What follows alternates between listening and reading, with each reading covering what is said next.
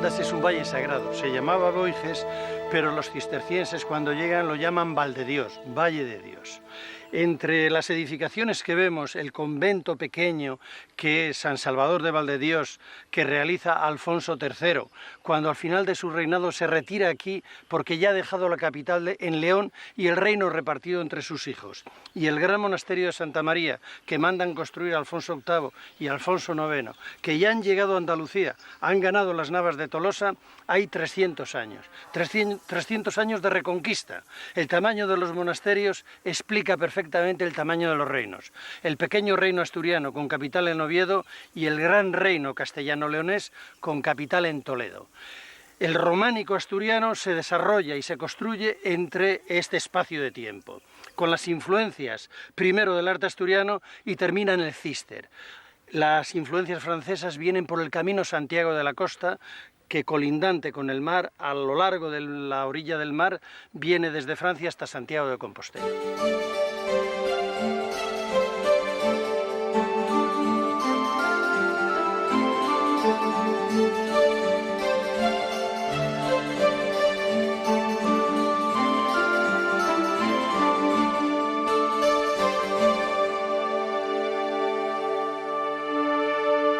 El traslado de la corte de Oviedo a León en el año 912 supuso para Asturias el inicio de una etapa de regresión, excepto cuando nobles o monarcas patrocinan las obras. Este es el caso de Bermudo II, que en el año 996 convierte en refugio de damas nobles el convento de San Juan Bautista y San Pelayo de Oviedo. Es el románico más temprano de Asturias, del que solo se conserva una pequeña estructura en el claustro, el Panteón de San Pelayo, conocido como el Claustrillo.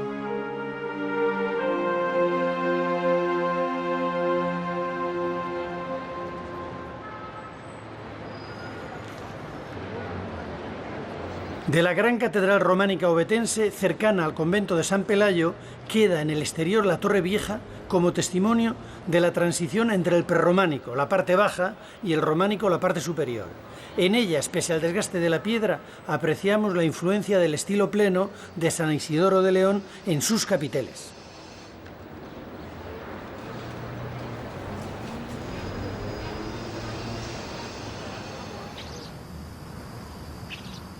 Los cristianos visigodos que se refugian en la montaña asturiana se encuentran con un paisaje agreste, pobre y con una serie de peligros. La presencia de animales salvajes, por ejemplo. Recordemos a Fabila y su oso.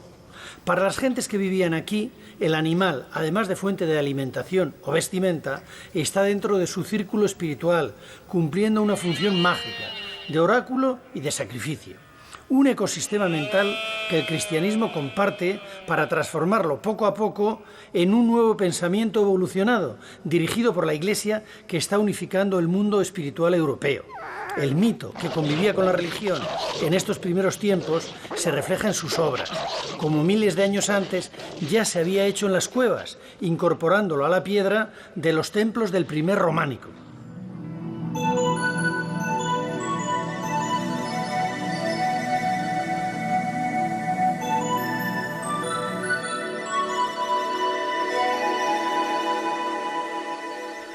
Situada en el valle limítrofe al Parque Natural de Somiedo, la iglesia de San Pedro se construyó en el actual barrio de La Plaza, origen del pueblo de Teberga, del que es su parroquia, en torno a los años 1069 y 1076. Fue monasterio benedictino y luego colegiata de canónigos bajo la Catedral de Oviedo. La continuidad del prerrománico en su arquitectura, como el ábside cuadrado, convive con elementos que ya son plenamente románicos, como los canecillos y el ajedrezado de la cornisa. Esto va a ser una constante en el siglo XI, y no solo en Asturias. El admirable interior de San Pedro, con sus 3 altas naves abovedadas en la línea del gran prerrománico asturiano, y los temas de su decoración, son un modelo único de tradición local y evolución hacia el primer románico en Asturias. Algunos capiteles recuerdan a los de la cripta navarra de Leire, y otros muestran extrañas figuras humanas con animales que sugieren la pervivencia de arcaicas prácticas mágicas.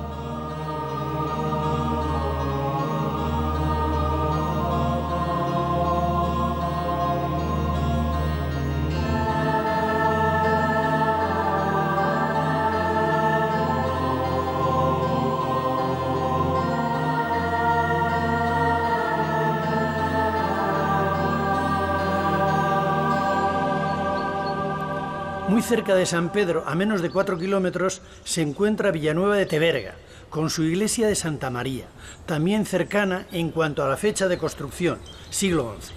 Su exterior está muy modificado, pero su interior revela, con sus 3 naves de estructura basilical con pilares cruciformes, la herencia del prerrománico asturiano. Puede que por haber sido monasterio, sus capiteles estén tan decorados, raro en esa zona, con escenas bíblicas, sirenas barbudas, dragones, etc.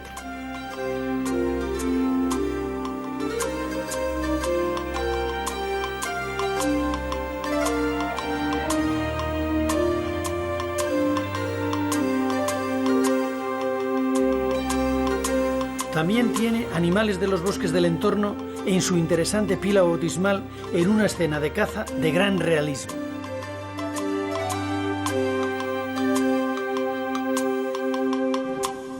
De nuevo, el legado prerrománico asturiano se muestra en el ábside cuadrado de la iglesia de San Salvador de Fuentes, cerca de Villaviciosa, que al igual que en San Pedro de Teverga, se fusiona con el románico internacional de los siglos XI y XII.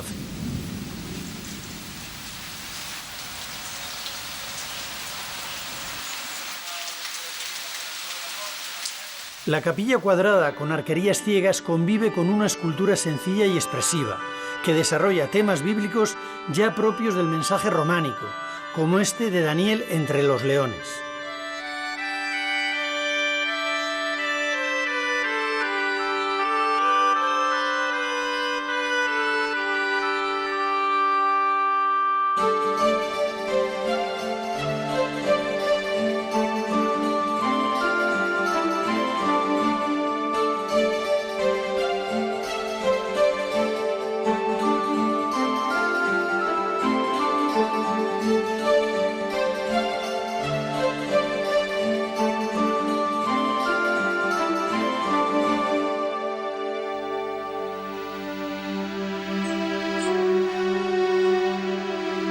De principios del siglo XIII, San Juan de Amandi, a escasos 2 kilómetros de Villaviciosa, es una de las iglesias más importantes del románico asturiano y un ejemplo de cómo lo rural, con menos medios, expresa la corriente internacional.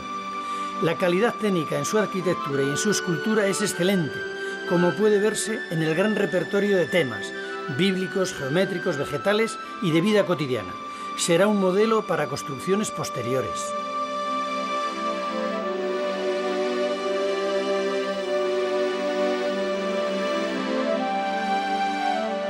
De los arquitos, a mí siempre me recuerda mucho un poco quizá lo bizantino, no lo sé. Bueno, es un recurso que existía ya en la antigüedad, sí, y hereda Bizancio y hereda también el mundo occidental. Sí. Entonces sí, es un recurso ya muy antiguo. En el fondo es tan antiguo como las acanaladuras de Babilonia. Claro. El gran claro. muro con claro. las acanaladuras introducen. Claro.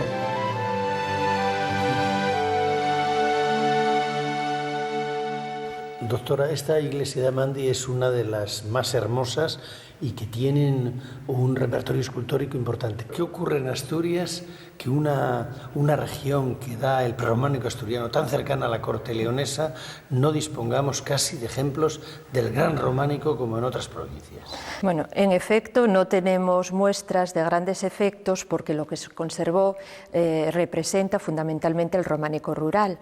Pero el gran románico, el románico asturiano vinculado a San Salvador de Oviedo, a los grandes cenobios existentes en la provincia, pues ha desaparecido, sustituido por otras fábricas de épocas históricas posteriores y solamente dejó pequeños vestigios de lo que fue su estructura románica, que sí estaba ricamente decorada, como demuestran, bueno, pues algunos restos de San Pelayo de Oviedo, de San Vicente, que tuvieron claustros románicos muy importantes del siglo XII y de otros grandes monasterios de la región. ¿Acaso el Camino de Santiago, con una influencia francesa o influencia del Camino? Sí, por supuesto, pero también algún otro ejemplo, no solo en el Camino de Santiago. Hay que recordar, por ejemplo, San Pedro de Villanueva, en Cangas de Onís, que tiene una escultura magnífica. La portada, bueno, pues es casi un unicum dentro del románico internacional, por supuesto.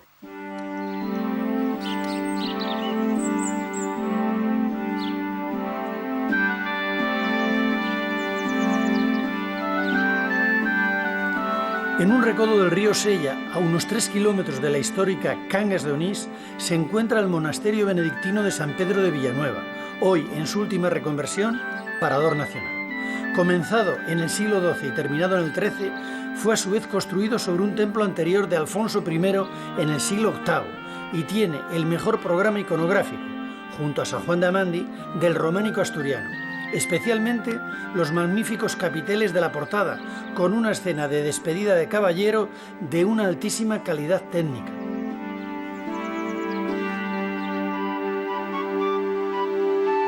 En los capiteles del interior, entre toda una variadísima temática, aparecen escenas de la vida cotidiana como la caza del jabalí o campesinos conduciendo ganado.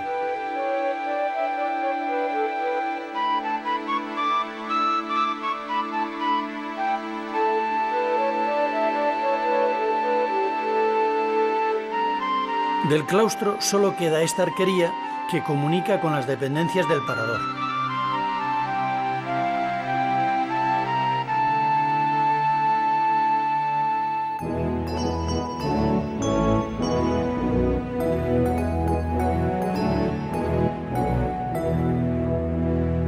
El desarrollo de Oviedo, propiciado por Alfonso VI y Alfonso VII en el siglo XII, hace que el arte románico asturiano alcance un nivel equiparable al de Galicia o Castilla. La influencia francesa de los monjes benedictinos y el centro de peregrinación que se crea en torno al importante conjunto de reliquias de la Cámara Santa propician una de las obras cumbres de la escultura del románico español en su capilla de San Miguel.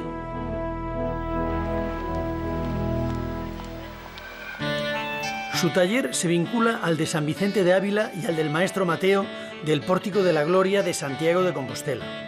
El conjunto escultórico de este relicario monumental transmite el mensaje salvador a través de las figuras de los apóstoles, que difunden la idea de la redención por medio de la muerte de Cristo y su resurrección, combinando con escenas de vida cotidiana muy realistas, como esta caza de jabalí en el cimacio sobre las estatuas de Santiago y San Juan.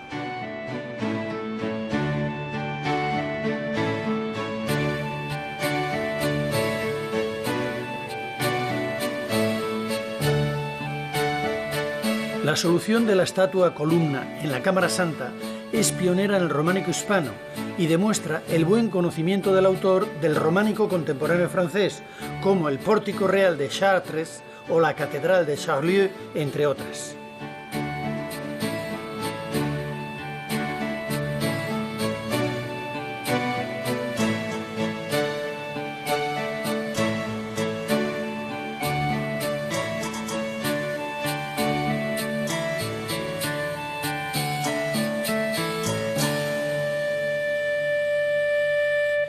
Esta cruz relicario en marfil, el Cristo de Nicodemus, portador de un linum crucis, es una de las joyas que rodean al gran relicario, el Arca Santa.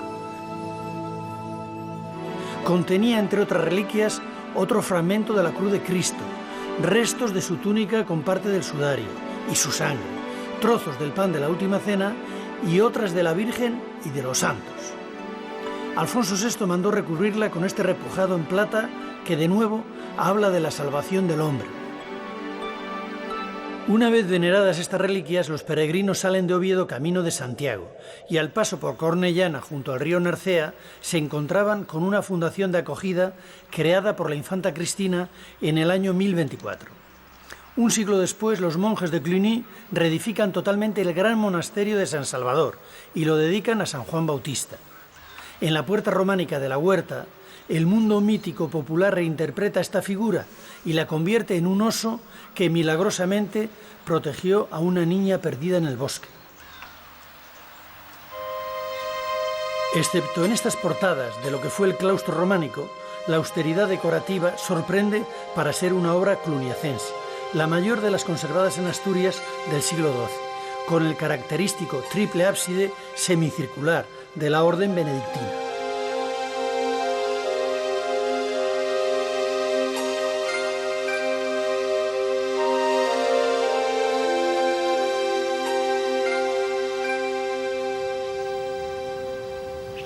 Quizás fueran los monjes franceses en los siglos XII y XIII quienes perfeccionaron una bebida que ya era conocida en estas tierras, la sidra. Estrabón, 60 años antes de Cristo, habla de los astures como consumidores de sidra a falta de vino en sus tierras. Lo que sí parece más cierto es que fueron los árabes los que introdujeron diferentes tipos de manzanos y que alguien cercano a ellos los trajo a Asturias.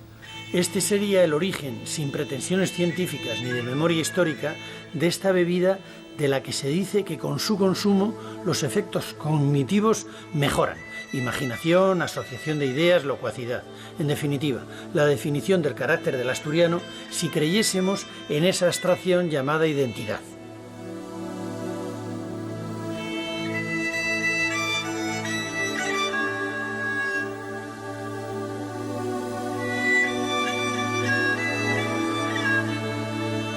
Y es en el mundo rural donde a finales del siglo XII y comienzos del XIII se van a desarrollar unas construcciones que definirán al románico asturiano por el hecho de ser el que mejor se ha conservado.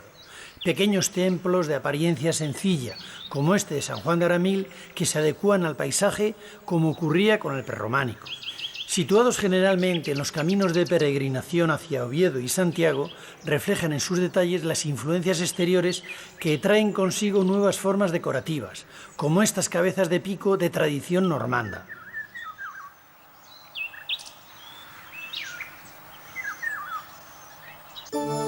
Cerca de Aramil, en Santa María de Narzana, el modelo de ábside semicircular tan característico en el Camino de Santiago en la región, con su decoración en canecillos y metopas, confluye con la inspirada por el gran románico betense anterior en su rica portada.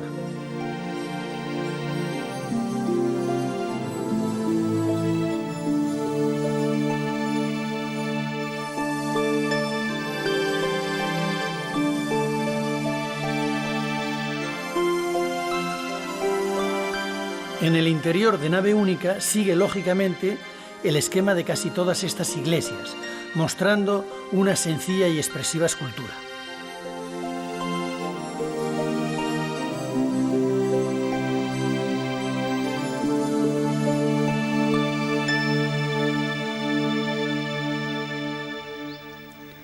Seguimos en el concejo de Villaviciosa, en un precioso entorno campesino en el que se encuentra la iglesia de San Andrés en Valdebárcena, que con su ábside cuadrado y su arquería ciega interior mantiene la tradición del prerrománico asturiano.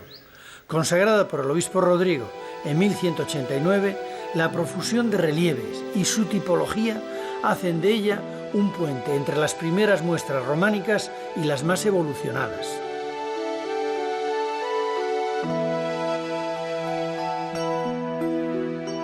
A 8 kilómetros de Oviedo, junto a Las Caldas, se encuentra la iglesia de San Juan Bautista en Priorio. Posee el único tímpano románico decorado de Asturias, con Cristo bendiciendo.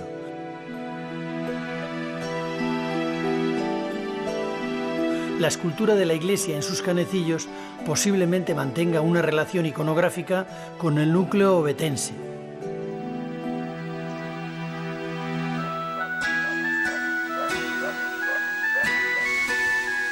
En la iglesia de San Esteban de Sograndio, que pertenece al municipio de Oviedo, de nuevo se ve en su portada la influencia normanda del Camino de Santiago en su decoración de zigzag.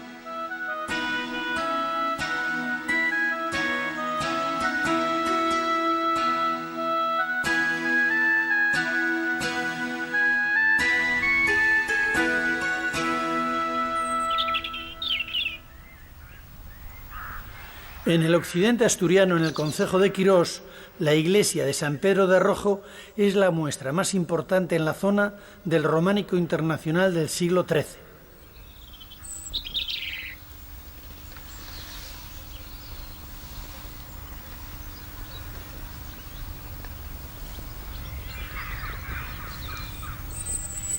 El peso de la obra y el paso del tiempo están inclinando hacia afuera su ábside. Sin embargo, en el interior del templo, este desplome apenas es perceptible, pues la nave fue restaurada a mediados del siglo XX. En la localidad minera de Ciaño, en el Valle del Nalón, y a escasos metros del castillete del Pozo María Luisa, en plena ruta del Camino de Santiago hacia el puerto de Tarna, la iglesia de San Esteban argumenta su advocación en este capitel de su portada con la expresiva lapidación del santo.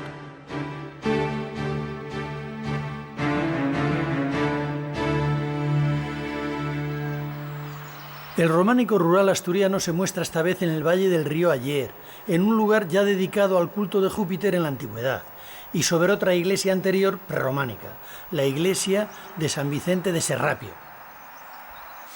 Posiblemente a la triple cabecera prerrománica del siglo X se le redondeó el ábside central a finales del XII por manos benedictinas, y ya en el gótico se decoró con pinturas. La escultura de sus capiteles presenta temas muy propios del mensaje románico. Sansón rompiéndole la quijada a un león, la lucha del bien contra el mal, y la sirena de doble cola de posibles simbolismos lujuriosos.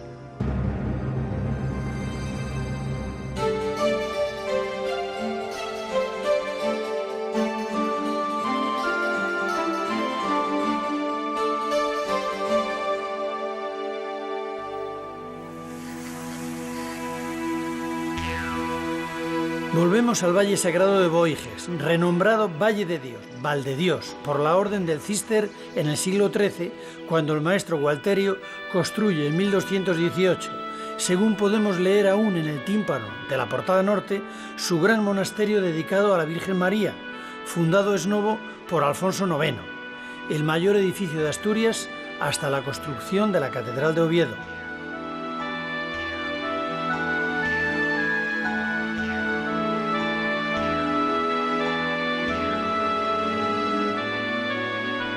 A pesar de la fecha, el maestro Gualterio mantiene el esquema benedictino de los tres ábsides escalonados, aunque siguiendo la austeridad cisterciense, sustituye la torre campanario por la sobria espadaña.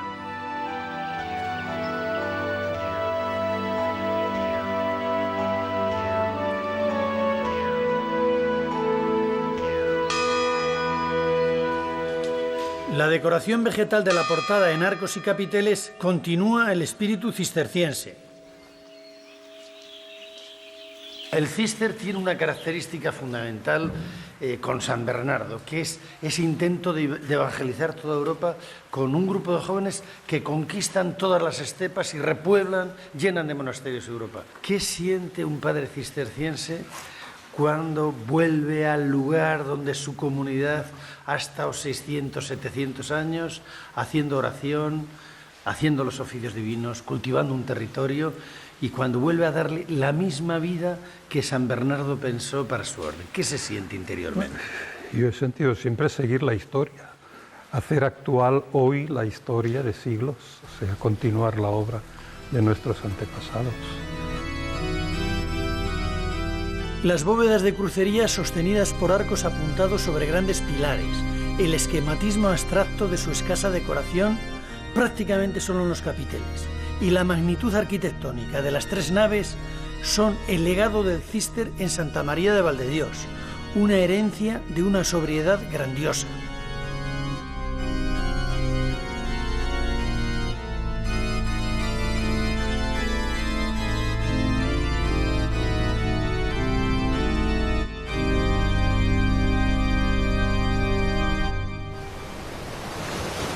El aislamiento geográfico, con sus montañas y profundos valles que llegan hasta el mismo mar, y la escasa población en la Asturias medieval, parecen condiciones que se ajustaban muy adecuadamente a los preceptos de las fundaciones monásticas cistercienses, cuando aconsejaban no levantarse en ciudades, castillos o aldeas, sino en lugares apartados del movimiento de los hombres.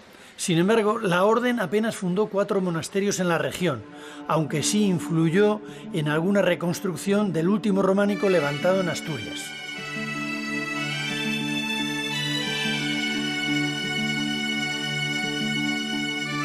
Esta iglesia de San Antolín de Bedón, que está al borde del Camino de Santiago, es una de las últimas del grupo de iglesias tardías del románico asturiano. Se construye esta parte de la iglesia que conocemos a principios del siglo XIII. Es una iglesia benedictina, pero de grandes influencias cistercienses por su gran simplicidad en la talla escultórica y por su tendencia a la elevación en el interior. Tiene una particularidad, que es que hay una leyenda, como en tantas otras, que explica sus orígenes en el siglo X-XI. Hay un conde, Muñazán, debe ser un golferas, hijo de otro conde, que se enamora de una muchacha de sus estados, pero ella tiene novio y la intenta forzar. Como huye con su novio para casarse con él, despechado este conde les mata a los dos. Otro caso de violencia doméstica. Pues bien, se arrepiente y pasa sus días, bueno, primero funda el monasterio al que dona parte de sus bienes y después se retira para hacer penitencia y alcanzar la vida eterna. Esta leyenda no documentada, que se sitúa en el siglo XI, coincide con la opinión de los expertos, que parecen estar de acuerdo en que es posible que esta fuera la fecha de la primera fundación. La reconstrucción del templo en el siglo XIII sigue el plan tradicional benedictino de las 3 naves con sus correspondientes ábsides escalonados, con la novedad de la incorporación de la nave transversal que destaca en el alzado.